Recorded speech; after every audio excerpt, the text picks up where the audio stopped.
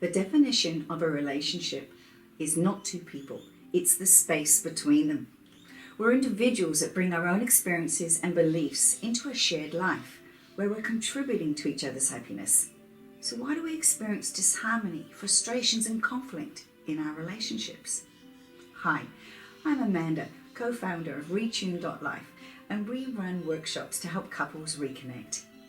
In a relationship, I like to refer to the space between two people as the relationship field. It's like a garden. Love that isn't nurtured doesn't thrive. It takes consistent care and focus to ensure your garden receives the best nutrition and environment to produce healthy plants. We reap what we sow. Humans are meaning-making machines, and all the experiences we've had, all the way back to our birth, we've put meaning to.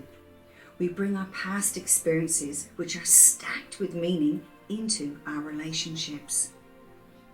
We bring our beliefs, our desires, our values, our needs, and all our emotions into our relationships. We have chosen our partners to give and receive the love and attention we want and need to share our lives with, preferably on a level playing field. By that, I mean both people in the relationship are contributing equally and positively to the relationship field. It's your day-to-day interactions that are contributing to your relationship field. The way you show up for each other, the way you care for each other.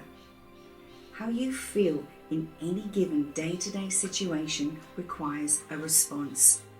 And this is what you are depositing into the fertile soil of your relationship. Are you contributing to a positive experience and environment for each other? Or are your exchanges more negative and toxic to your relationship field? Conflict is inevitable as we are individuals and will bring our own perspectives into various situations.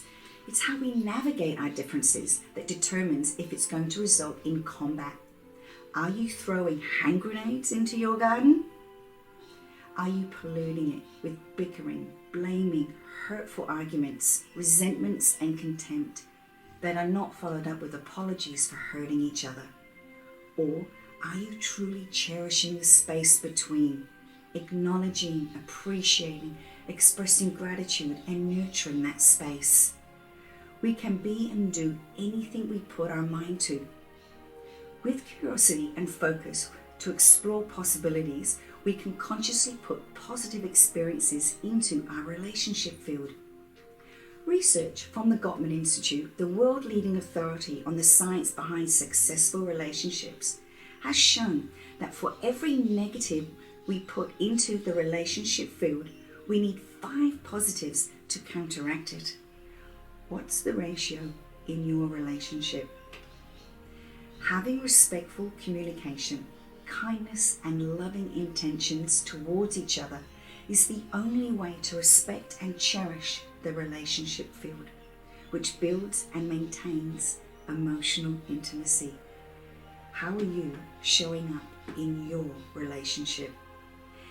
In episode 4, I share why assumptions can be the greatest cause of misunderstandings, and as well as how to minimize them with clear communication.